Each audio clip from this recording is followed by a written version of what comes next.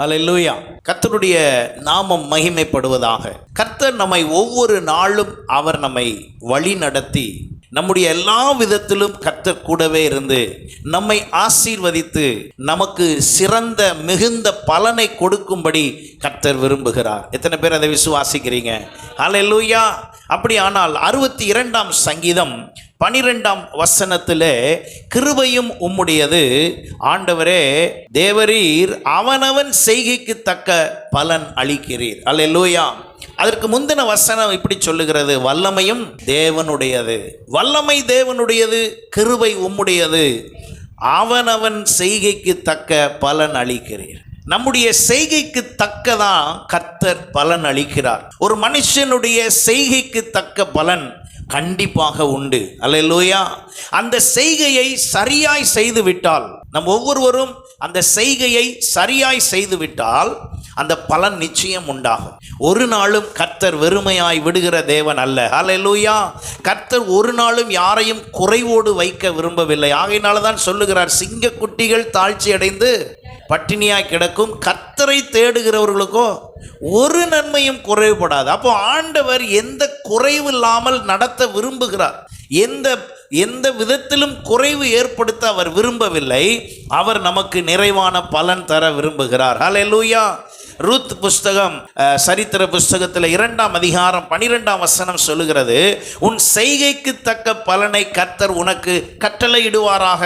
இஸ்ரவேலின் தேவனாகிய கர்த்தருடைய செட்டைகளின் கீழ் அடைக்கலமாய் வந்த உனக்கு அவராலே நிறைவான பலன் கிடைப்பதாக.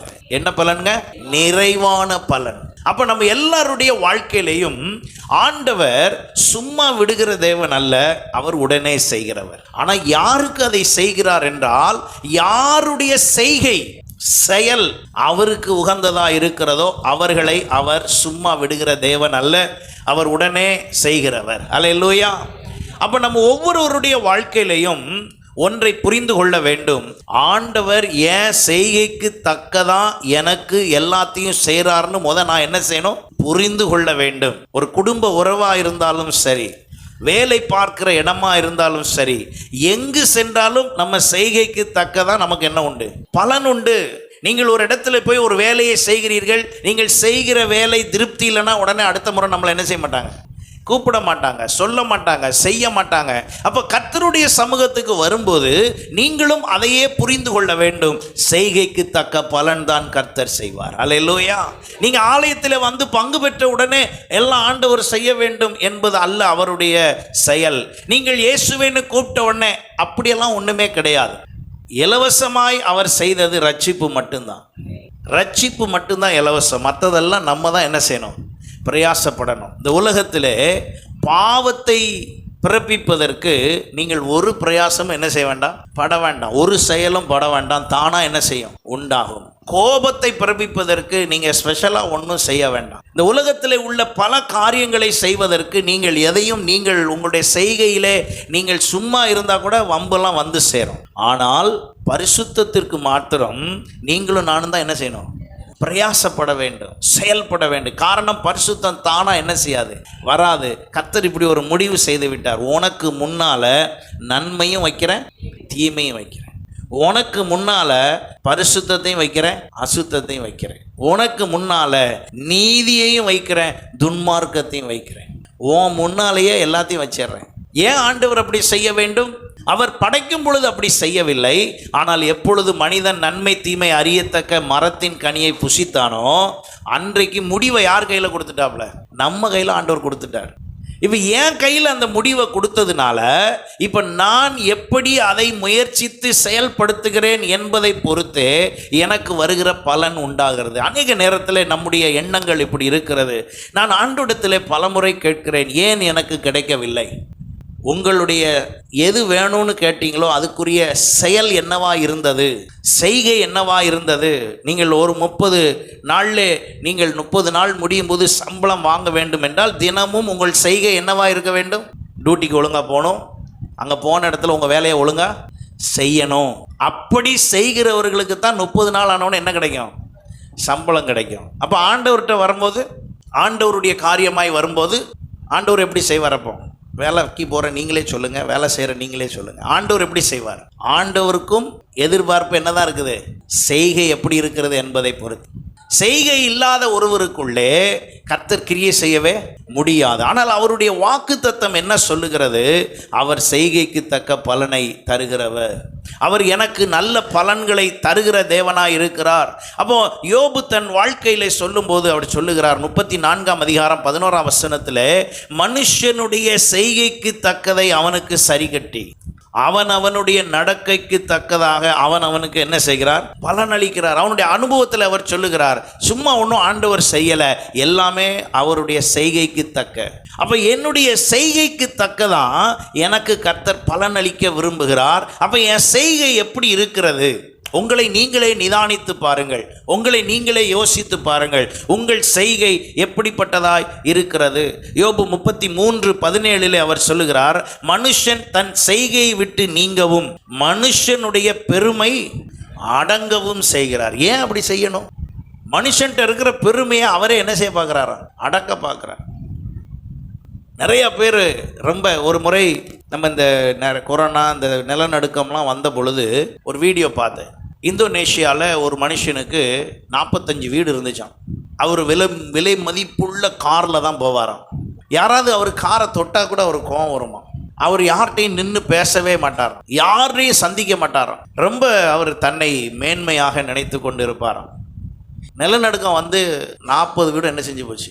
அழிஞ்சு போச்சு. இப்போ அவர் ரோட்டில் மற்றவங்களோட உட்கார்ந்துருக்கிறாராம். அப்போ அவர் சொன்னாராம், நான் நினச்சேன் இந்த வீடெல்லாம் இருக்கிறதுனால நான் ரொம்ப பெரிய ஆள்னு நினச்சேன், ஆனால் உலகத்திலே பெரிய ஆள் கடவுள் தான், கர்த்தர் தான் பெரியவர். அதை நான் நினைவு கூறாமல், அதை நான் தெரிஞ்சிக்காமல் யாரையுமே ஏன்னா அன்னைக்கு என்ன நடந்துச்சா, யாருமே இவருக்கு ஒரு பிரெட்டு கூட கொடுக்கலையாம். ஏன்னா இவர் யாரையும் என்ன செய்ய மாட்டார், மதிக்க மாட்டார், பேச மாட்டார், கண்டுக்க மாட்டார், எல்லாம் அந்த பெருமையிலே இருப்பாராம். கடைசியில் அவர் அங்கே வந்த பிறதான் சொல்கிறாரு, இந்த உலகத்திலே பணம், மதிப்பு, பேர், புகழ், அந்தஸ்தை விட என்னுடைய செய்கை தான் ரொம்ப முக்கியம். நான் நடந்து கொள்ளுகிற விதம்தான் முக்கியம். நான் நடந்து கொள்ளுகிறதை வைத்து தான். ஏனென்றால் வேதம் சொல்லுகிறது, அவன் அவனுக்கு அவனுடைய செய்கைக்கு தக்கதான் அளக்கிறாராம். எதை விதைக்கிறாயோ, சத்தமாக சொல்லுங்க, அதையே அறுப்பாய். நம்ம எதை விதைக்கிறோமோ அதை தான் அறுப்போம். ஆண்டவர் ஒரு நாளும் மாற்றி செய்கிற தேவன் அல்ல. அப்போ அவர் சொல்லுகிற வார்த்தை என்னவென்றால், மனிதனை மதித்து எப்படி நடந்து கொள்ள வேண்டும் என்று தெரியாது இருந்தேன், இப்பொழுது நடுரோட்டில் உட்கார்ந்துருக்கிறேன்.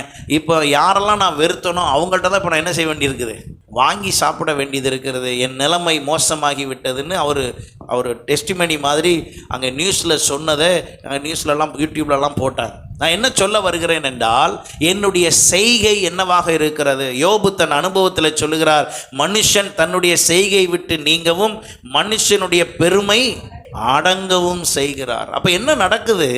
தேவனுக்கு விரோதமாக, தேவனிடத்திலே சேர விடாதபடி மனுஷனுடைய சுபாவங்கள், செயல்கள், கிரியைகள் எல்லாம் என்ன செய்து கொண்டே இருக்கிறது என்றால், மேலோங்கி நின்று கர்த்தருடைய காரியத்தை செயல்படுத்த விடாமல் இருக்கிறது.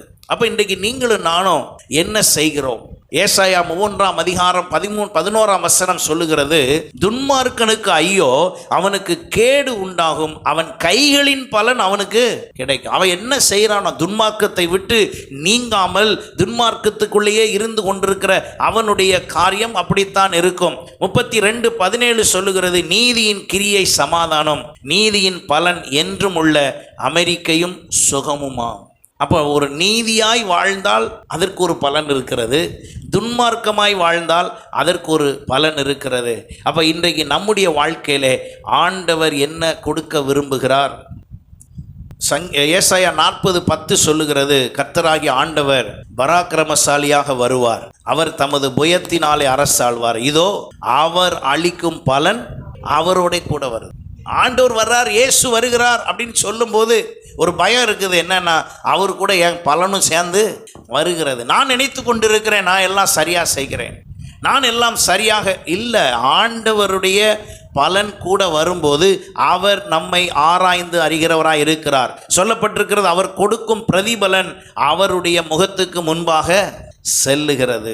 வெளிப்படுத்தல் 22:12 அதையே சொல்லுகிறார், சீக்கிரம் வருகிறேன், அவன் அவனுடைய கிரியைகளின்படி அவன் அவனுக்கு நான் அளிக்கும் பலன் என்னோட கூட வருகிறது. அப்போ ஆண்டவருடைய எதிர்பார்ப்பு என்ன என்றால், என்னுடைய கிரியை எப்படி இருக்கிறது? அப்போ என்னைய நான் அந்தகாரத்தில் இருந்தேன், பாவத்தில் விழுந்தேன், இன்னும் வேற என்ன சொல்ல, தேவனுக்கு தூரமாக இருந்தேன், துன்மார்க்கத்தில் இருந்தேன், அடிமைத்தனத்தில் இருந்தேன், பிசாசின் பிடியில் இருந்தேன். நீங்கள் ரட்சிக்கப்படுறதுக்கு முன்னால் எல்லாம் இந்த அனுபவம். இப்போ ரட்சிக்கப்பட்டாச்சு.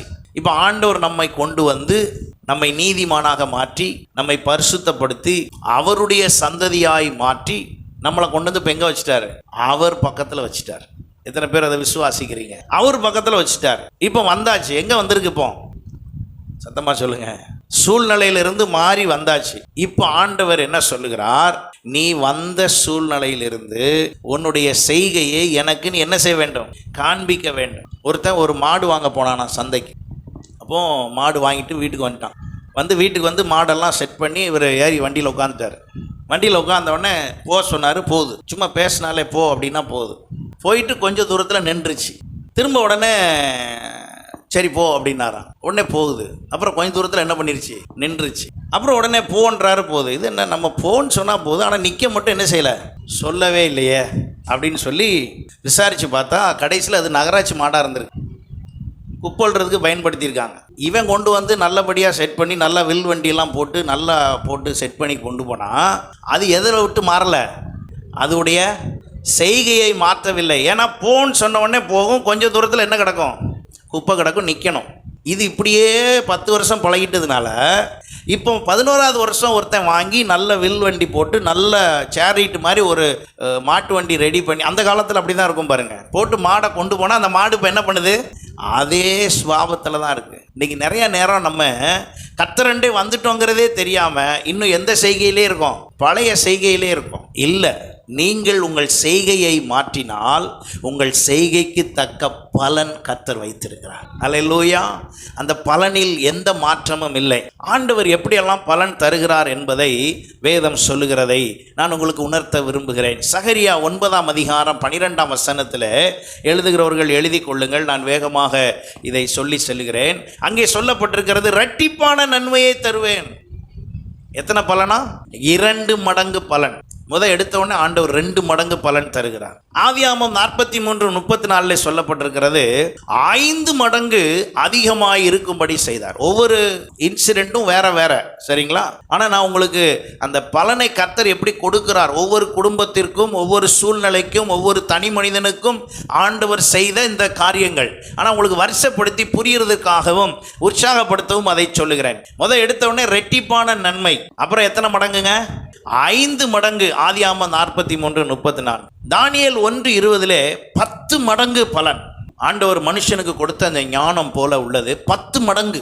2 சாமுவேல் 24:3, ஆதியாகமம் 26:12 அதிலே 100 மடங்கு கர்த்தர் பலன் கொடுத்தார். எத்தனை மடங்குங்க? 100 மடங்கு ஆண்டவர் பலன் கொடுத்தார். உபாகமம் 1:11 1000 மடங்கு. அது எப்படி சொல்றாருன்னா, இப்பொழுது இருக்கிறதை பார்க்கிலும் 1000 மடங்கு அதிகமாகும்படி கர்த்தர் பலன் கொடுப்பார். ஆதியாகமம் 24:60 சொல்லப்பட்டிருக்கிறது, எங்கள் சகோதரியே நீ கோடா கோடியாய் 2ல் ஆரம்பிச்சு எதில் போய் முடிச்சிருக்காரு? கோடா கோடி, கோடிக்கும் மேலே. இது யார் கொடுக்குற பலன்? ஆண்டவர் கொடுக்கிற பலன். ஆண்டவர் அவராகவே முன் வந்து செய்ய விரும்புகிறார். அவராகவே முன் வந்து செய்ய விரும்புகிறார். ஆனால் என்னுடைய செய்கையை தக்க எனக்கு அவர் உதவி செய்கிறார். அல்லேலூயா. அவர் நம்முடைய உலக செய்கையையும் ஆவிக்குரிய செய்கையும் அவர் ஒப்பிட்டு பார்ப்பார். இன்றைக்கு நான் சொல்லுகிற விஷயம் சில விஷயங்கள் கடினமாக கூட இருக்கலாம். ஆண்டவர் ஒப்பிட்டு பார்த்து தான் அதை செய்வார். அவர் தானாக செய்வதற்கு முன் வந்து செய்கிற விஷயங்கள் பல உண்டு. உதாரணமாக அதை உதாரணப்படுத்தும்படி லூக்கா சுவிசேஷம் 15ஆம் அதிகாரத்தில் 3 உதாரணங்கள் அங்கே நாம் வாசிக்கிறோம். அந்த 3 உதாரணங்களிலே முதல் உதாரணம் காணாமல் போன ஆடு. காணாமல் போன ஆடை குறித்து அங்கே சொல்லும் பொழுது இப்படி சொல்லப்பட்டிருக்கிறது, 99 மீதமுள்ள ஆடை வீட்டிலே பத்திரப்படுத்தி வைத்துவிட்டு காணாமல் ஒரு ஆட்டுக்காக தேடி போய் அதை என்ன பண்ணாராம்? கண்டுபிடித்தார். தேடி போய் கண்டுபிடித்தார். அது ஆண்டவராகிய இயேசு கிறிஸ்து தன்னுடைய ஓமையிலே சொல்லும்போது, அதுபோல மனுஷகுமாரன் இழந்து போனதை தேடவும் ரட்சிக்கவுமே வந்தார் அப்படின்னு சொல்றாரு. இழந்து போயிடுச்சா, உடனே தேடி வந்துட்டாராம். இரண்டாவதாக 10 வெள்ளிக்காசிலே 1 வெள்ளிக்காசு காணாமல் போனது. அந்த வெள்ளிக்காசில் முதல்ல 4ஆம் வசனத்தை நான் சொன்னேன். இரண்டாவதாக 8ஆம் வசனம் பாருங்க, 15:8. வெள்ளிக்காசு காணாமல் போனது. அந்த காணாமல் போன வெள்ளிக்காசையும் வீடெல்லாம் விளக்கை கொளுத்தி வீட்டை பெருக்கி என்ன பண்ணிட்டாங்களாம், கண்டுபிடிச்சிட்டாங்களாம். ஆனால் மூணாவதாக ஒரு பதில் சொல்லியிருக்கிறது, ஒரு ஊமை சொல்லியிருக்கிறது. 2 மகன், ஒரு மகன் என்ன செய்ய போயிட்டான், தூரம் போயிட்டான். தூரம் போன மகனை அப்பா தேடி போனாரா, போகலையா? தேடி போனாரா என்ன, போகலை. ஆனால் ஆட்டை தேடி போன மாதிரி என்ன பண்ணியிருக்கலாம், மகனையும் தேடி போயிருக்கலாம். ஆனால் என்ன வித்தியாசம் பாருங்க, நான் இப்படி சொல்கிறேன் உங்களுக்கு. ஆட்டுக்கு உயிர் இருக்கு, ஆனால் என்ன இல்லை, உணர்வும் புரிதலும் இல்லை. ஆடுக்கு உணர்வும் புரிதலும் இல்லை, ஆனால் உயிர் இருக்கு, சத்தம்லாம் கொடுக்க முடியும். ஆனால் அதுக்கு தொலைஞ்சி போனதுலேருந்து வர தெரியாது. ரெண்டாவது, அதை வர்றதுக்கு ஆண்டவர் விடலை, இவரே தேடி போய் தீட்டு வந்துட்டார். காணாமல் போன வெள்ளிக்காசை குறித்து சொல்லும்போது அதுக்கு உயிரும் இல்லை, உணர்வும் இல்லை, அதுக்கு ஒன்றுமே கிடையாது. அது கிடந்த இடத்துல கிடக்கும், போய் தான் எடுக்கணும். ஆனால் இந்த 15-17 பாருங்கள், அங்கே சொல்லப்பட்டிருக்கிறது நமக்கு என்னெல்லாம் இருக்குன்னா, உயிர் இருக்குது, உணர்வு இருக்குது, புத்தி இருக்குது, ஞானம் இருக்குது, அறிவு இருக்குது, எல்லாம் இருக்குது. இப்போ தகப்பன் என்ன செய்கிறாரு, நீ தானே போன, நீயே வா. ஆனால் நீ வர்றதை மட்டும் நான் புரிஞ்சிட்டா போதும், நான் வந்து தூக்கிடுவேன். நீ வர்றதுக்கு முடிவெடுத்தாலே போதும், நான் தூக்கிடுவேன். நீ வரணும்னு ஆசைப்பட்டாலே போதும், நான் தூக்கிடுவேன். ஆனால் நீ ஆசைப்படாமல் நீ அங்கேயே தான் இருந்தேன்னா நான் பார்த்துக்கிட்டு தான் இருப்பேனே ஒழிய உன்னை ஒன்றுமே செய்ய முடியாது. எத்தனை பேருக்கு நான் சொல்கிறது புரியுது? அப்போ ஆண்டவர் எதை பார்த்துக்கிட்டே இருக்கார், கவனிச்சுக்கிட்டே இருக்கிறார்னா, நான் என்னுடைய செய்கையிலே, என்னுடைய உணர்விலே, என்னுடைய ஞானத்திலே, என்னுடைய புரிதலிலே கர்த்தருக்கடுத்த காரியமாக நான் என்ன யோசிக்கிறேன், யோசனைக்கே ஒரு பெரிய ஆசீர்வாதம். நீங்கள் அர்ப்பணிச்சா அதுக்கு ஒரு ஆசீர்வாதம். நீங்கள் ஒரு ஸ்டெப் எடுத்து வச்சிங்கன்னா கோடா கோடியாக பெருகுவாயா. அல்லேலூயா. நம்ம நிறைய நேரம் என்ன செய்ய மாட்டோம்னா, அப்படி செய்ய மாட்டோம். நம்ம காரியத்துக்கு எப்படி செய்கிறோம். அப்போ நல்ல விஷயத்தை புரிஞ்சுக்கோங்க. இப்போ உங்களிடத்துல 2 செய்கை இருக்கிறது. ஒன்று மாம்ச வாழ்வில் உள்ள உலக செய்கை, இன்னொன்று ஆவிக்குரிய செய்கை. இந்த மாம்ச வாழ்வில் உள்ள செய்கையும் ஒரு லிஸ்ட், ஆவிக்குரிய வாழ்வில் இருக்கிற செய்கையும் ஒரு லிஸ்ட். நீங்கள் இதை ஒப்பிட வேண்டும், இதை நீங்கள் கவனிக்க வேண்டும். இதை நான் இந்த மாம்ச வாழ்க்கையில் இருக்கும்போது தான் நான் அதை சரி செய்யணும். அப்போ நான் அதை எப்படி செய்கிறேன்? அப்போ இந்த மகன் முடிவெடுக்கிறான். 17ஆம் வசனம் சொல்லுகிறது, அவனுக்கு புத்தி தெளிந்த போது. இப்போ அவன் வீட்டை பற்றி யோசிக்கிறான், அப்பாவை பற்றி யோசிக்கிறான், எல்லாம் செய்கிறான். வசனம் சொல்லுகிறது, 20ஆம் வசனம் நினைக்கிறேன், தூரத்திலே மகன் வருவதை கண்டு இப்பொழுது தகப்பன் மனதுருகி. இப்போ ஆண்டவர் மனதுருகுதலே எதில் தான் இருக்கு? சத்தமாக சொல்லுங்க, நம்ம செய்கையில் தான் இருக்குங்க. அவர் மனதுருகும் கர்த்தர், அவர் மாறாதவர், அவர் எல்லா பலனும் தருகிறவர். ஆனால் யாருக்கு? அவர் தகப்பன். இந்த ஓமையை இயேசு தெளிவாக அங்கிருந்த வேதபாரகர், பரிசேயர், வந்திருந்தவன், அவரை கிண்டல் பண்ண வந்தவன், அவரை குறை சொல்ல வந்தவன், அவருக்கு விரோதமாக வந்தவன், எல்லாரும் இருக்கிற இடத்துல பேசுகிறார் இந்த செய்தியை. ஏனென்றால் அவர் பாவியாக இருக்கிற மனுஷனுடைய வீட்டிற்கு சாப்பிட போனார்னு ஆரம்பிக்கிறாங்க. அது எப்படி பாவியான மனுஷன் வீட்டுக்கு போக முடியும்? அவர் வந்ததே பாவியான மனுஷனாக இருக்கிற நம்மை ரட்சிக்கும்படி வந்தார். அப்படி தான் போவார் அவர்.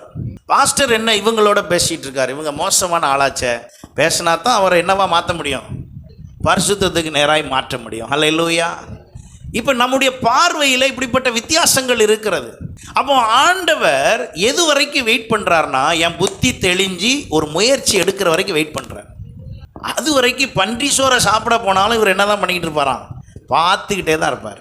நிறைய பேர் என்ன சொல்கிறோம்னா, ஆண்டவரே நீர் பார்க்க மாட்டீரா, என் நிலைமையை பாரு, நான் எங்கே வந்து கிடக்கேன், பன்னீர் சோறு திங்கிற அளவுக்கு வந்து கிடக்கிறேன், என் சூழ்நிலையை நீர் கொஞ்சம் கூட என்ன செய்ய மாட்டீர், புரிய மாட்டீர், என் நிலைமைக்கு கொஞ்சமாவது நீர் இரக்கம் பாராட்டக்கூடாதா? அவர் சொல்கிறாரு, நான் எங்கப்பா உன்னைய மாட்டேன்னு சொன்னேன், நீ அதை விட்டு வெளியே வரப்பாரு, நீ உன் சிந்தையிலேருந்து வெளியே வா, என் யோசனையிலேருந்து வெளியே வா, நீ முதல்ல அந்த அவிசுவாசத்துலேருந்து என்ன செஞ்சு வா, வெளியே வா, நீ முதல்ல ஒரு முயற்சி பண்ண, நீ பண்ணின அடுத்த செகண்ட் என் வேலை வேற, ஆமென், என்னுடைய கிரியையே வேற.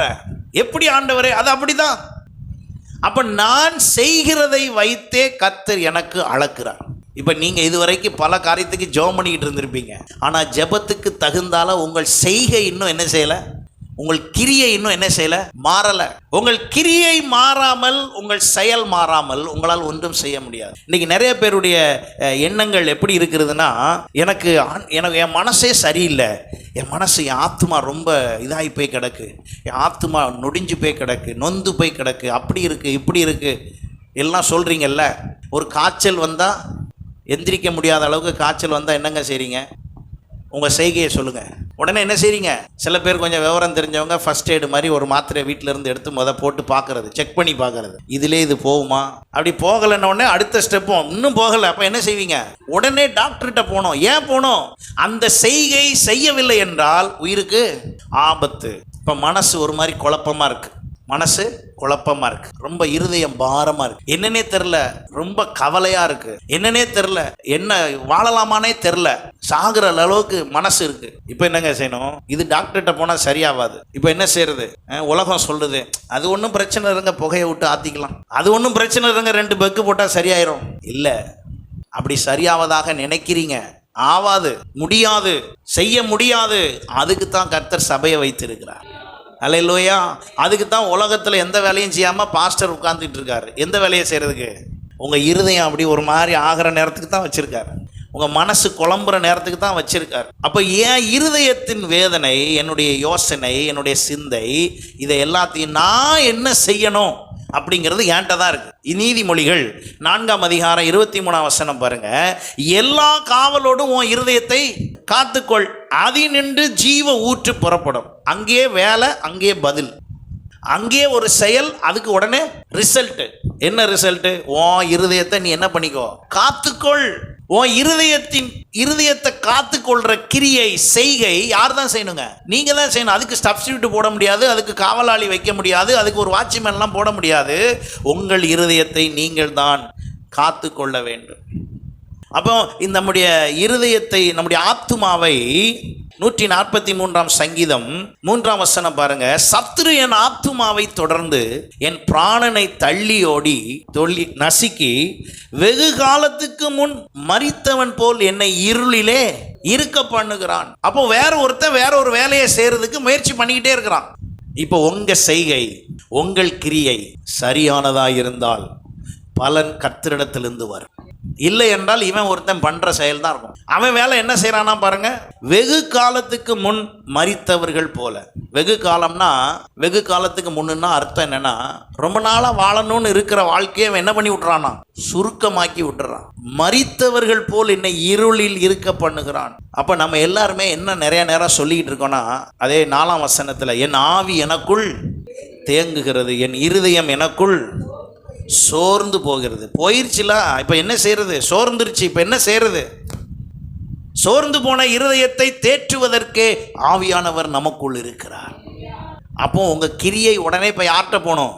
ஆவியானவர்கிட்ட போகணும். ஆவியானவர்கிட்ட போக முயற்சி பண்ணுறீங்க. எடுத்தோடனே சர்ச்சுக்கு வந்துடக்கூடாது, அதாவது பாஸ்டர் தொடர்பு கொள்ளக்கூடாது. எடுத்தோடனே எங்கே போகணும்? ஆவியானவர்கிட்ட தொடர்பு கொள்ளணும். ஆவியானவரே, என் இருதயம் கலங்குது, இந்த விஷயத்தை நினச்சி என் இருதயம் ரொம்ப வேதனைப்படுது, இந்த சூழ்நிலை வித்தியாசமாக இருக்குது, எனக்குள்ளே பாவத்தின் சிந்தை பெருகுகிறது, பாவ கிரியை பெருகிறது போல தோன்றுகிறது, இதில் கட்டுப்பாடாக இருக்கலாம் நினைச்சாலும் முடியல, இப்படியெல்லாம் நடக்குது, ஆவியானவரே உதவி செய்யுங்க. நீங்கள் முயற்சி பண்ணி ஜெபம் பண்ணி பார்க்குறீங்க, முடியல. அப்போ அடுத்து உடனே ஃபோன் எடுத்து ஒரு ஃபோனை போட்டு, பாஸ்டர் இப்படி ஒரு சிச்சுவேஷன், எனக்கு கொஞ்சம் நீங்கள் உதவி செய்யுங்க, பேசுங்க. அப்படின்னா நான் என்ன செய்ய போகிறேன் அப்படின்னா, வேற ஒன்றும் செய்ய மாட்டேன். வசனத்தில் இருக்கிறது எல்லாத்தையும் எடுத்து உங்கள் காது கேட்க உங்கள்கிட்ட என்ன பண்ணிக்கிட்டே இருப்பேன், சொல்லிக்கிட்டே இருப்பேன். ஏன்னா அந்த இருதயத்துக்கு காதில் ஏதாவது கேட்டுச்சுன்னா அந்த இருதயம் உடனே என்ன செய்யும்? சாந்தம் அடையும். எத்தனை பேர் நான் சொல்கிறது புரியுது? இந்த இருதயம் உடனே என்ன செய்யும்? அப்போ நான் பாஸ்டர் பேசும்போது சிந்தனை வந்துருச்சா, அப்படியே போய் சாவு, அப்படியா சொல்ல போகிறேன்? அவ்வளோதான், இதோட முடிச்சிரு. எப்படி தோணுது? அப்படியா முடிச்சிருங்க. அப்படியே கயிறு வேணா நான் வாங்கிட்டு வரட்டா? இப்படி இல்லாமல் நான் சொல்லுவேன், எப்படியாவது உங்களை என்ன செஞ்சிடணும், அதிலிருந்து காப்பாற்றிடணும், எப்படியாவது அதிலிருந்து வெளியே கொண்டு வந்துடணும். என்ன செஞ்சாவது விடிய உங்கள் கூட இருந்தாவது அதை என்ன பண்ணிடணும், சரி பண்ணிடணும் அப்படின்னு சொல்லி ஆன முயற்சி எடுத்து பல வார்த்தைகளை சொல்லி பல சாட்சியை சொல்லி உங்களை அதாவது மீட்கிறது மட்டும்தான் சிந்தையாகவே இருக்கும். அதை நீங்கள் நம்புனீங்கன்னா தானே செய்வீங்க. ஆமென், ஹல்லேலூயா. அப்போ அதை செய்ய வரும்போது உங்கள் இருதயம் இப்போ என்ன செய்யாது? கலங்காது. இருதயமே கலங்காதுன்னு நான் சொல்லலை, அது அப்படி தான் வரும். ஏன்னா சத்துரு என்ன செய்ய தான் பார்ப்பானா? கலங்க தான் பார்ப்பான். அப்போ இந்த உலகத்தில் 2 கிரியை இருக்கிறது. ஒன்று தேவ கிரியை, இன்னொன்று சாத்தானின் கிரியை. நம்மிடத்தில் 2 கிரியை இருக்கிறது. ஒன்று உலக கிரியை, இன்னொன்று ஆவிக்குரிய கிரியை. இப்போ நீங்களும் நானும் அதை எப்படி செய்கிறோம்? நம்முடைய இந்த 2 செய்கையை, உலகம் மற்றும் பாவ கிரியைகளுக்கு நாம் எதுவுமே செய்யாமல் அது நடைபெறுகிறது. ஆனால் பரிசுத்த கிரியைகளுக்கு நம்ம தான் எல்லாத்தையும் என்ன செய்யணுமா? செய்ய வேண்டும். தாவீதை குறித்து சொல்லும்போது 1 சாமுவேல் 18:14 தாவீது தன் செய்கைகளில் எல்லாம் புத்திமானாய் நடந்தான், கர்த்தர் அவனோடு கூட இருந்தார். செய்கை எல்லாத்திலையும் புத்திமானாய் நடந்தான். ஒரு ஒரு ஒரு சூழ்நிலையில அவன் சரியாய் அவனுடைய செய்கை மாற ஆரம்பிக்கும் போது காப்பாற்ற ஆள் இல்லை. என்ன நடந்துச்சு? ஒத்தாசை கொடுக்க ஆள் இல்லை. என்ன பண்ணார் தெரியுமா? யார் பேச்சையும் கேட்காத இடத்துக்கு போயிட்டாரு. கடைசியில் அவர்கிட்ட என்ன வந்துச்சு? பாவம் வந்தது, பாவம் பிரவேசித்தது. அப்போ என்னுடைய செய்கை என்னை என்ன நடத்துகிறது? அப்போ உங்களுடைய உலக செய்கைகள் எல்லாம் நிறையா இருக்குது. அப்போ இவர் தாவீது தன் அனுபவத்திலே சொல்ல வருகிறார். அந்த விஷயத்தெல்லாம் புரிந்து கொண்டார். நான் தான் இதை செய்து விட்டேன், இந்த பாவத்திற்கு காரணம் நான் தான் என்று அவர் சொல்லுகிறார். 118:17 சொல்லுகிறார், நான் சாவாமல் பிழைத்திருந்து கர்த்தருடைய செய்கைகளை விவரிப்பேன். நான் சாவ மாட்டேன், சாவாமல் பிழைச்சிருந்து கர்த்தருடைய செய்கைகள் எல்லாம் என்ன செய்வேன்? விவரிப்பேன். அப்போ நம்ம எல்லாருமே என்ன செய்கிறவர்களாய் மாற வேண்டும் என்றால் கர்த்தருடைய கிரியைகளை செய்கிறவர்களாய் மாற வேண்டும். இன்றைக்கு உலகம் எப்படி போய்கொண்டிருக்கிறது? அந்த நாட்களிலே இஸ்ரவேல் ஜனங்கள் பல சூழ்நிலையில் எப்படி இருந்தார்கள் என்றால் 106 சங்கீதம் 39 அவர்கள் தங்கள் கிரியைகளினால் அசுத்தமாகி தங்கள் செய்கைகளினால் சோரம் போனார்கள். ஆண்டவர் ஒரு இடத்துல கூட நான் ஒதுக்கினேன் அப்படின்னு இல்லை, அவர் விருப்பம் இல்லாமல் ஒதுக்குனார்னு இல்லை. ஒரு இடத்துலலாம் என்ன செய்ய பார்க்கிறார் ஆண்டவர்? வனாந்தரத்தில் மோசையோடு பேசுகிறார். மோசே, உன் சம்பந்தமாக, உன் குடும்ப சம்பந்தமாக, உன் பேச்சு கேட்குற எல்லாத்தையும் ஓரமை. நான் கூட்டிகிட்டு வந்து அவ்வளோ வரையும் இப்போ ஒரு நிமிஷத்தில் என்ன பண்ணிடுறேன்? அழிச்சிடுறேன். ஏன் அழிக்கணும்? என்ன ஆண்டவரே, நீங்கள் தானே கூப்பிட்டு வந்தீங்க, நீங்கள் தானே எகிப்திலிருந்து கூப்பிட்டு வந்தீங்க, ஏன் அழிக்க பார்க்குறீங்க திடீர்னு? காரணம் ஒன்று தான். என்னது?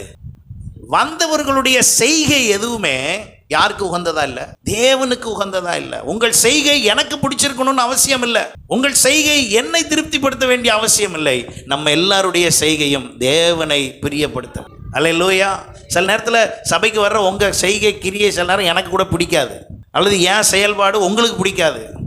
அதெல்லாம் மேட்டரே கிடையாது. இப்போ சரி, இவர் என்னத்தையா பண்ணாலும் நம்மளை ஆண்டவருக்குள்ளே நடத்துறதுலாம் நல்லா தான் பண்ணுறாருன்னு சகிச்சாது போயிடணும். நானும் உங்களை எப்படியாவது சரி பரவாயில்ல கர்த்தருக்குள்ளே நடத்தணுமேனு உங்களையும் நான் சகிச்சு கொள்வேன். ஆனால் நம்ம எல்லாருடைய நோக்கம் என்னவாக தான் இருக்கணும்? யாருக்காக? தேவனுக்காக நம்முடைய கிரியை எப்படிப்பட்டதாக இருக்கணும்? சரியானதாக இருக்கணும். அவர் அதைத்தான் கவனிக்கிறார். அப்போ உலக கிரியைகளினாலே நாம் தீட்டுப்படுவதற்கு, அசுத்தம் அடைவதற்கு, பாவத்தில் வீழ்வதற்கு பல இருக்கிறது. நம்முடைய ஃபோனில் இருந்து எல்லாத்துலேயும் என்ன இருக்குது? அப்படி இருக்கிறது. இந்த வசனங்களை கர்த்தர் என்னோடு பேசும்போது ஆண்டவர் என்கிட்ட சொன்னார், நீ உன் செய்கையை மாற்றுவியான்னு கேட்டார். என்ன ஆண்டவரே, இந்த சோஷியல் மீடியா எல்லாத்தையும் தூக்கி போட்டுருவியா? என்ன சொல்லணும் பதில்? என்ன பண்ணணும்? இப்படியே செய்யக்கூடாதுல்ல, அப்படியே என்ன செய்யணும்? உடனே சரி ஆண்டவரே, நான் செஞ்சதை சொல்லணும். நான் உடனே என் ஃபோனில் இருந்து எல்லாத்தையும் டிலீட் பண்ணிட்டேன். அப்போ உடனே இப்படி சொல்லலாம், அதெல்லாம் வச்சுக்கிட்டே நீங்கள் அமைதியாக இருக்க வேண்டியதானே. இது நம்மளை அப்படி இருக்க விடாது. ஒரே வழி, எல்லாம் நல்லா இருக்கும், நான் அமைதியாக இருப்பேன் அப்படிலாம் போட்டி போட்டுறாதீங்க, எங்கேயும் சோதிச்சிடாதீங்க. நான் எல்லாத்தையும் கொண்டு வந்து முன்னால் வச்சுட்டு நான் கரெக்டாக சோத்திரன்னு உட்காந்துருவேன் அப்படின்னு சோதனைலாம் என்ன செய்யக்கூடாது?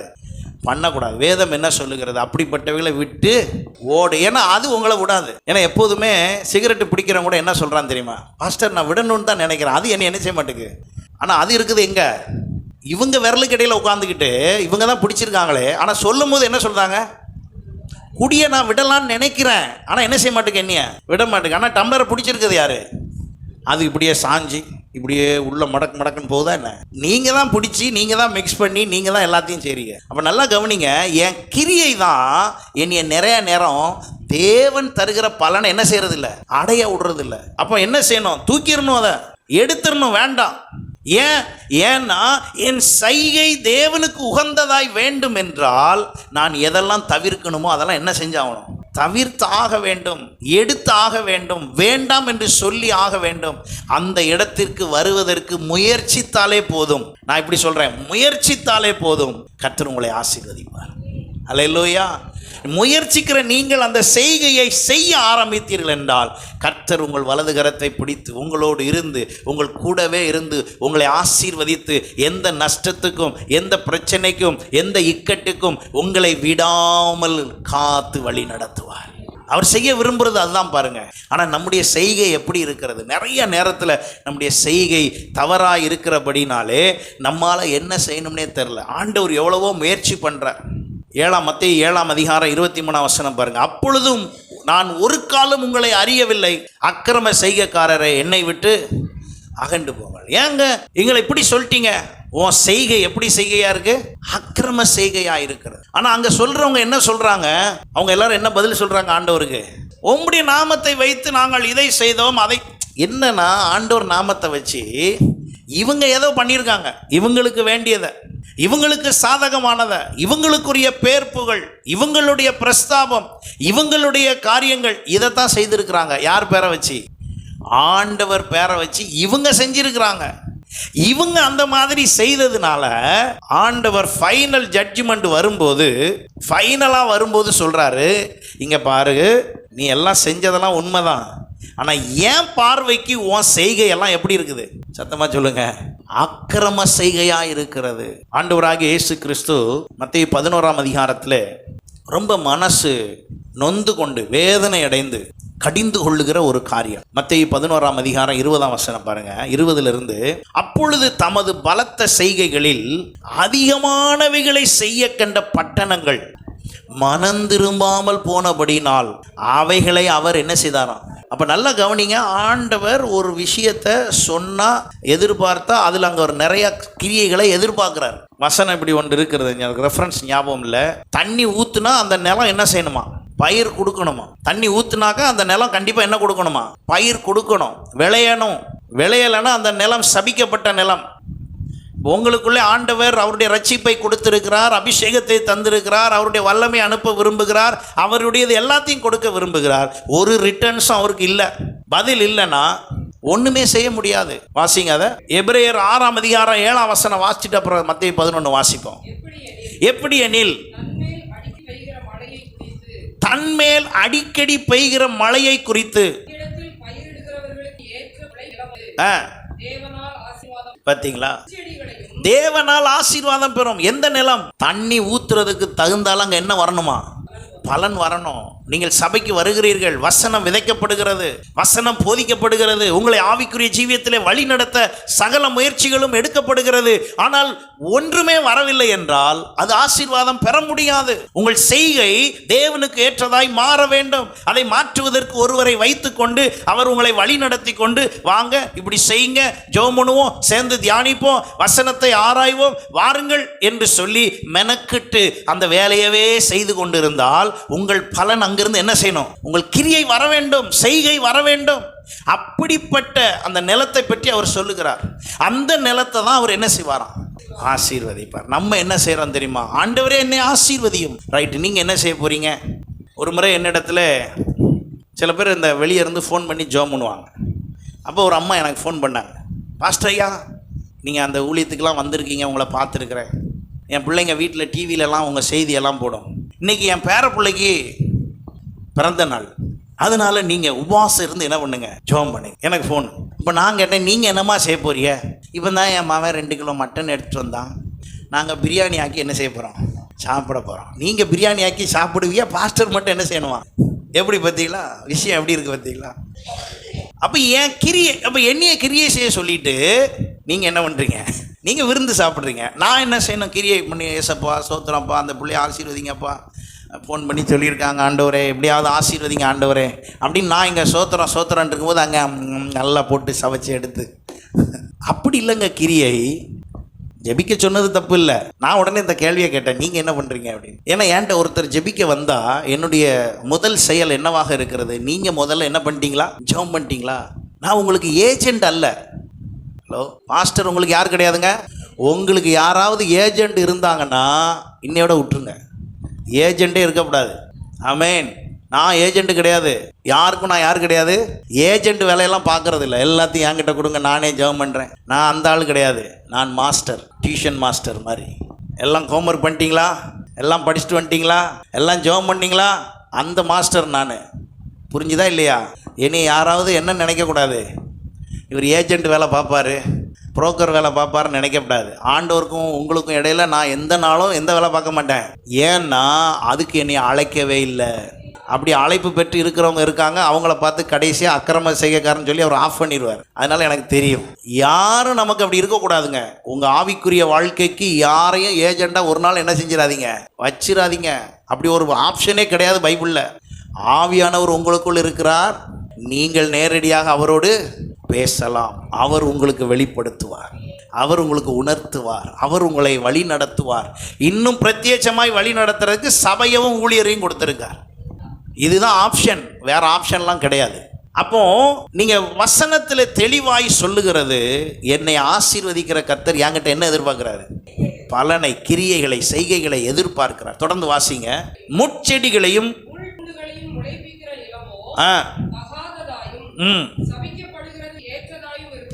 அப்புறம் கொஞ்ச நாள் கழிச்சு அந்த நிலத்தை என்ன பண்ணிட வேண்டியதான், சபிச்சிட வேண்டிதான். ஏன்னா அங்கே ஒன்றும் வராது, ஒன்றும் நடக்காது, ஒன்றும் இருக்காது. எவ்வளவு தண்ணி ஊற்றினாலும் அந்த நிலத்தால ஒரு பலன் இல்லை. இன்றைக்கு நீங்களும் நானும் எப்படிப்பட்டவர்களாக இருக்கிறோம்? கர்த்தர் உங்களிடத்தில் எத்தனை முறை பேசி இருக்கிறார், எத்தனை முறை உங்களை வழி நடத்தி இருக்கிறார், எத்தனை முறை ஆண்டவர் உங்களிடத்தில் கிரியை செய்திருக்கிறார், எத்தனை அற்புதங்களை செய்திருக்கிறார், எத்தனை காரியங்களில் கர்த்தர் உங்களை உயர்த்தி இருக்கிறார். இந்த நாள் வரை நீங்கள் நிர்மூலமாக இருப்பது அவருடைய கிருபையே. ஹல்லேலூயா. ஆஸ்தி அந்தஸ்துகளை வைத்துக்கொண்டு தூங்கி எந்திரிச்சா போச்சு, வசனமே இருக்காது. தூங்கி எந்திரிக்கலன்னா என்ன செய்வேன்னு வசனம் கேட்டிருக்கு. அப்படி நான் கேட்கல, வசனமே அப்படி கேட்டிருக்கு. இப்படி ஒரு சிச்சுவேஷனில் தான் இயேசு நின்று மத்தேயு 11ஆம் அதிகாரத்தில் 20ஆம் வசனத்திலிருந்து தமது பலத்த செய்கைகளில் அதிகமானவைகளை செய்ய கண்ட பட்டணங்கள். இயேசு போய் நிறைய இடத்துல போய் அற்புதங்கள், அடையாளங்கள், ஊழியம் எல்லாம் செஞ்சாராம். எல்லாம் செஞ்சும் மனம் திரும்பாமல் போனபடியால் அவர்களை அவர் கடிந்து கொள்ள தொடங்கினார். எப்படி கடிந்து கொள்றாராம் பாருங்க. கோராசினே உனக்கு ஐயோ, பெத்சாய்தாவே உனக்கு ஐயோ, உங்களில் செய்யப்பட்ட பலத்த செய்கைகள் தீருவிலும் சீதோனிலும் செய்யப்பட்டிருந்ததானால் அப்பொழுதே ரட்டு உடுத்தி கொண்டு மனம் திருப்பி. எங்கே கொண்டே கனெக்ட் பண்ணுறாரு தெரியுமா? சோதம் கொமரா பக்கத்தில் இருக்கிறது தீரு. அந்த ஊருக்கு கொஞ்சம் போய் நான் கொஞ்சம் முன்னக்குட்டி போய் உட்காந்து உங்களுக்கு செஞ்ச மாதிரி கொஞ்சம் அற்புதத்தை செஞ்சுருந்தோம்னா, உங்களுக்கு செஞ்ச மாதிரி எதையாவது செஞ்சுருந்தோம்னா அந்த ஊர் என்ன பண்ணியிருக்கோம்? ரட்சிக்கப்பட்டிருக்கோம். தீயினால் கருகி போச்சு. அது மாதிரி நான் செய்யாமல் உங்களுக்குள்ளே வந்து உங்கள்கிட்ட வந்து அத்தனை அற்புதத்தை செய்தும் நீங்கள் எப்படி இருக்கீங்க? மனம் திரும்பாமல் இருக்கீங்களே.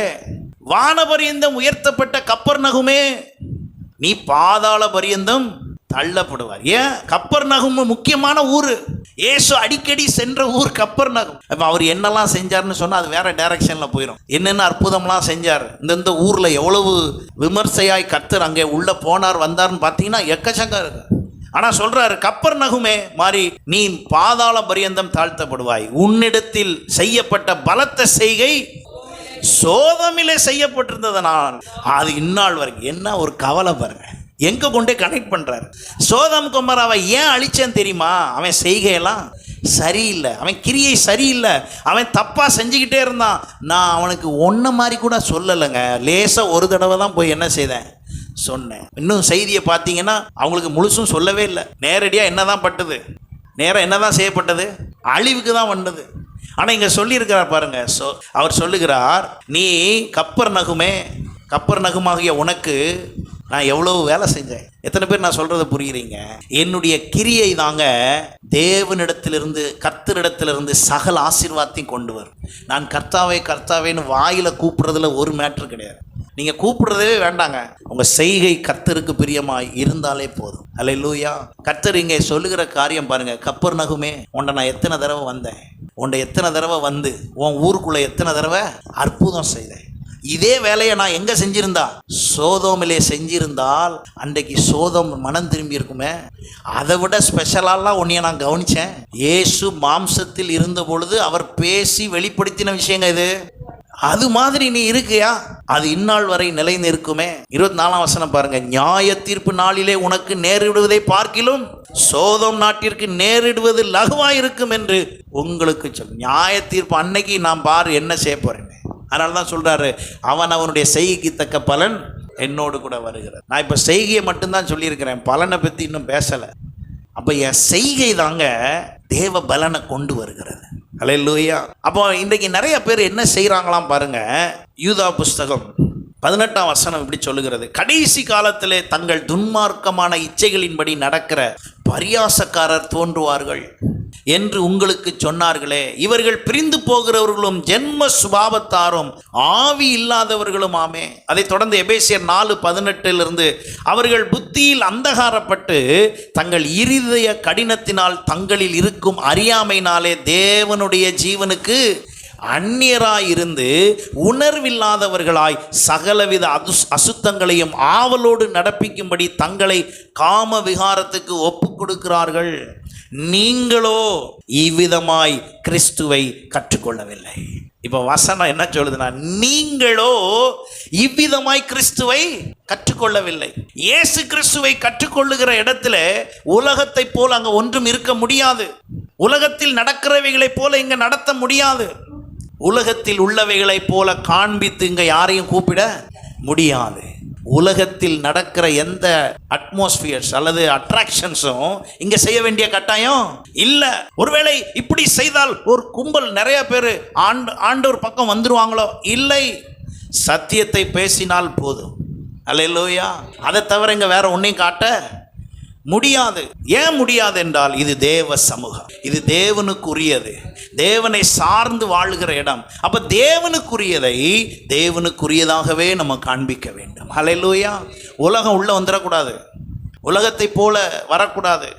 அப்போ உலகத்தில் உள்ளவைகளைப் போல நான் ஏன் செய்ய வேண்டாம் என்றால் இது அதற்கான இடமே இல்லை. அப்போ ஆண்டவர் சொல்லுகிறார் பாருங்க, கடைசி காலத்தில் இப்படியெல்லாம் மனுஷனுடைய கிரியைகள் தோன்றுகிறது, எல்லாவற்றையும் செய்ய பார்க்கிறார்கள். அப்போ நான் என்ன செய்யணும், நான் என்ன செய்யணும்? நீதிமொழிகள் 16:3 சொல்லுகிறது, உன் செய்கைகளை கர்த்தருக்கு ஒப்புவி, அப்பொழுது உன் யோசனைகள் உறுதிப்படும். உன் செய்கை எல்லாத்தையும் கர்த்தர்கிட்ட ஒப்புவி, கர்த்தர்கிட்ட கொடுத்துரு. கர்த்தரிடத்தில் கொடுப்பீர்கள் என்றால் அவர் உங்களுக்கு உதவி செய்வார். அவர் எப்படி உதவி செய்வார் பாருங்க. ரோமர் 8:13 சொல்லுகிறது, மாம்சத்தின்படி பிழைத்தால் சாவீர்கள், ஆவினாலே சரீரத்தின் செய்கைகளை அழித்தால்.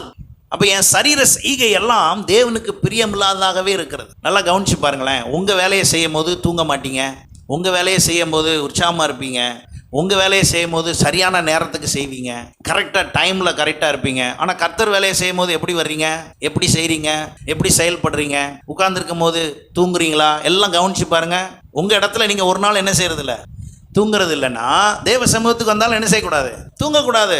தேவ சமூகத்துக்கு வந்தால் நான் நேரத்துக்கு வரணும், எல்லா நாளும் வரணும், கரெக்டாக செய்யணும், செயல்படுத்தணும். அப்போ என் செய்கை, மாம்சத்தின் செய்கைகள் என்ன செய்ய விட மாட்டேங்கன்னா மேலோங்க விட மாட்டேங்க. அதை எப்படி நான் மேற்கொள்வது, எப்படி செய்வது?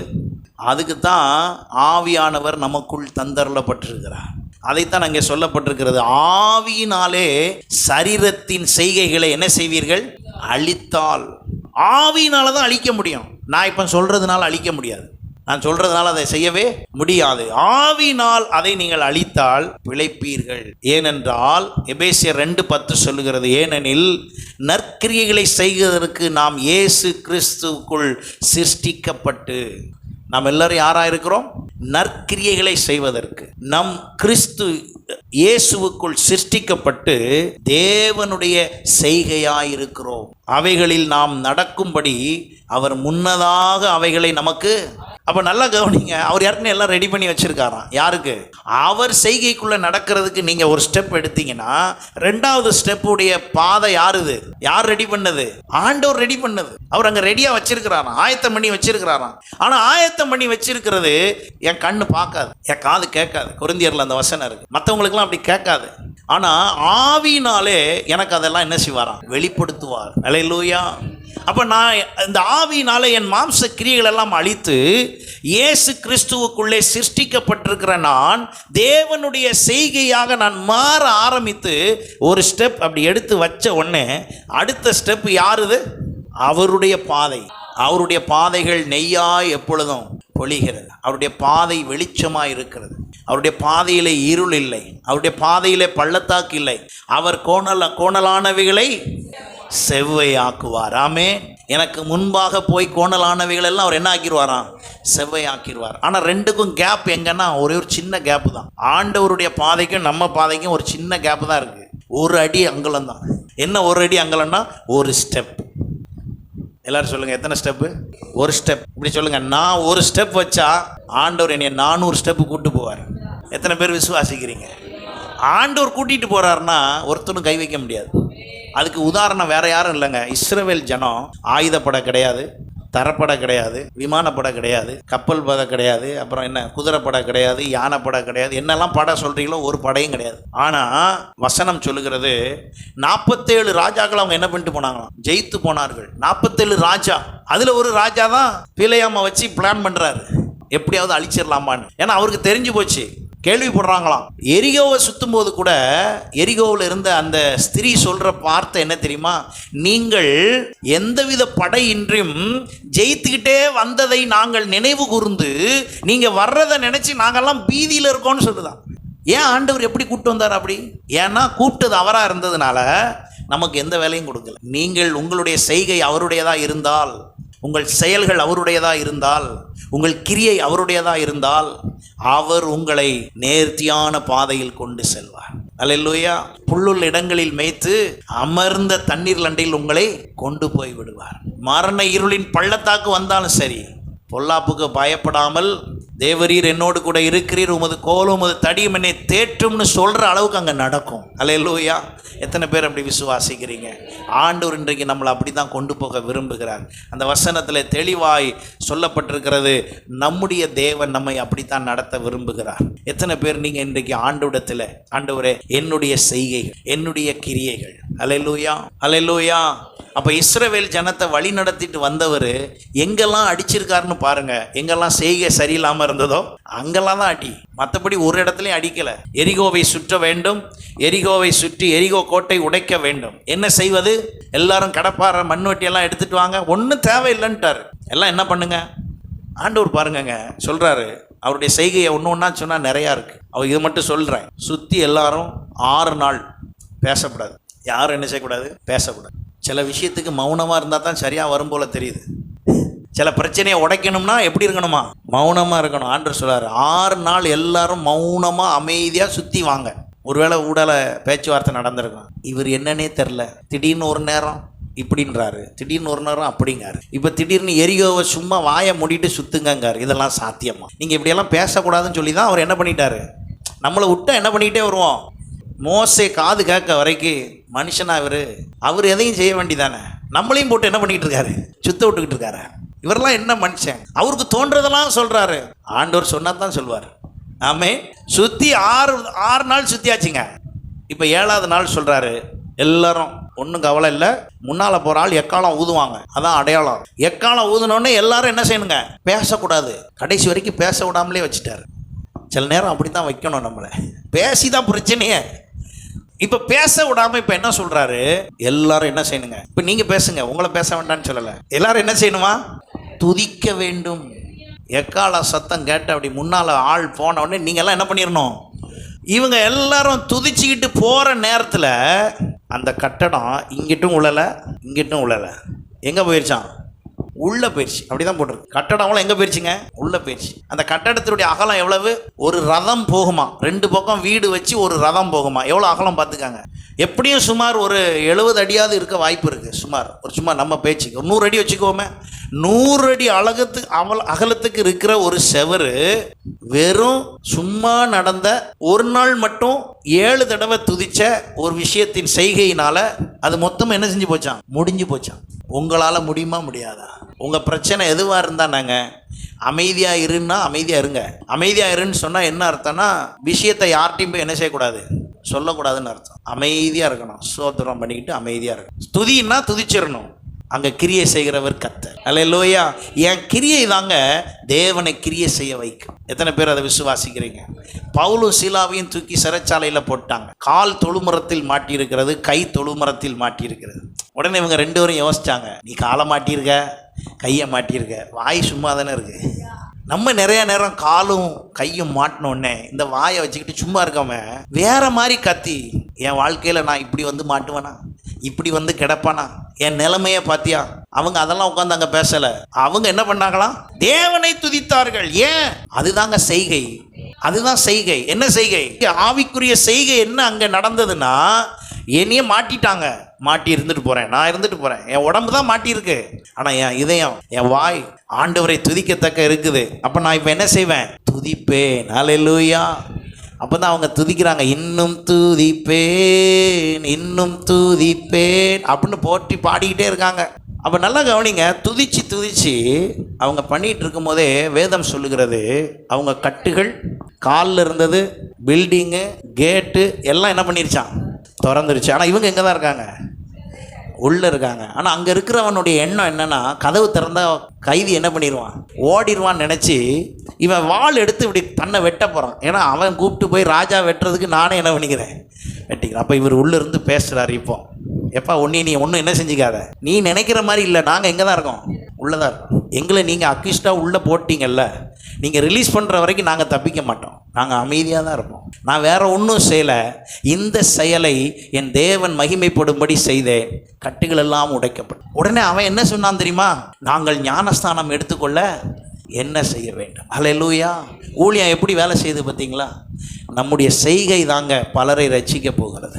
நம்முடைய செய்கை தான் பலரை தேவனண்டை கொண்டு வரப்போகிறது. அப்போ நான் என்ன செய்ய வேண்டும்? ஒன்றை மாத்திரம் சொல்லி நான் முடிக்கிறேன், நேரம் போனபடினாலே. 2 தீமோத்தேயு 1:6 பாருங்க.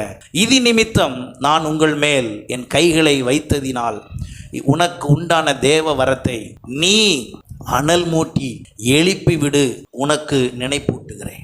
அனல் மூட்டி நீ எழுப்பி விடும்படி உனக்கு நினைப்பு. அப்படின்னா என்ன அர்த்தம்னா, ஸ்பிரிச்சுவல் க்ரோத் எங்கே இருக்குது அப்படின்னா என்னுடைய செய்கையில் தான் இருக்குது, என்னுடைய செயலில் தான் இருக்குது. நான் எப்படி ஆவிக்குரிய ஜீவத்தில் வளருவேன், எப்படி ஆண்டவருக்குள் வளருவேன் என்றால் அது என்னுடைய செய்கையில் இருக்கிறது. ஹல்லேலூயா.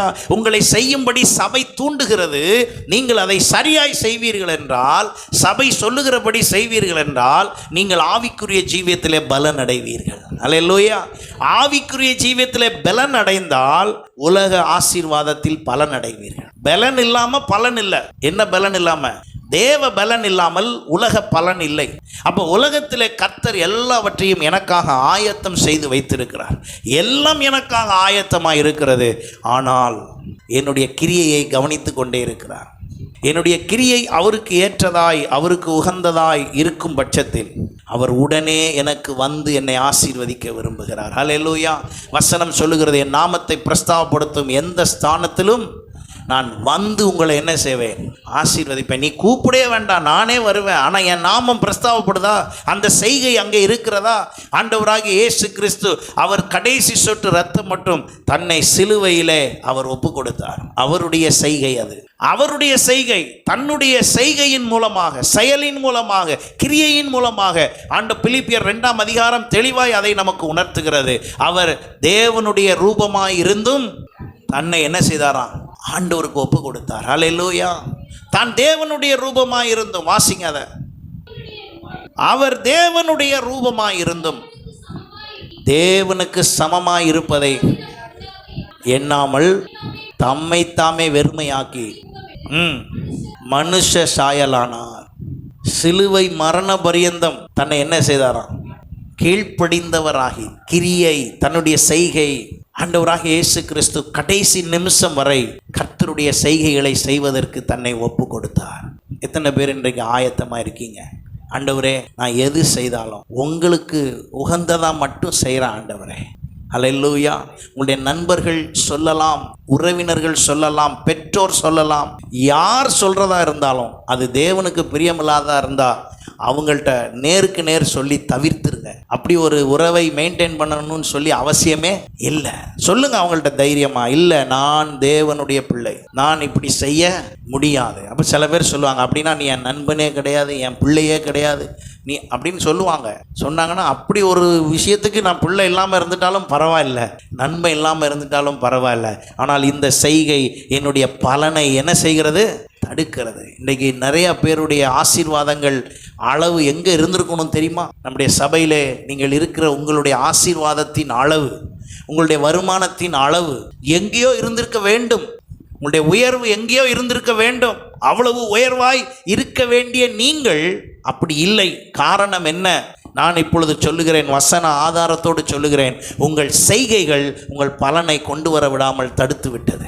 இன்றைக்கு ஆண்டவரிடத்தில் ஒப்பு கொடுங்க. ஆண்டவரே, என்னுடைய செய்கைகள் இனியும் என்னுடைய பலனை தடுக்காமல், என்னுடைய ஆசீர்வாதத்தை கெடுக்காமல், இனியும் அவைகள் என் ஆசீர்வாதத்தை கெடுத்து போடாமல், எனக்கு உமக்கு ஏற்ற கிரியைகளை செய்ய, செயல்களை செய்ய என்னை ஒப்பு கொடுக்கிறேன் என்று சொல்லி அர்ப்பணியுங்கள். கர்த்தர் நிச்சயமாய் உங்களுக்கு ஏற்ற பலனை கர்த்தர் தர வல்லவராய் இருக்கிறார். ஹல்லேலூயா. உங்களுடைய செய்கைக்கு தக்க பலனை, நிறைவான பலனை கர்த்தர் உங்களுக்கு தந்து உங்கள் ஒவ்வொருவரையும் ஆசீர்வதிக்க விரும்புகிறார். God bless you.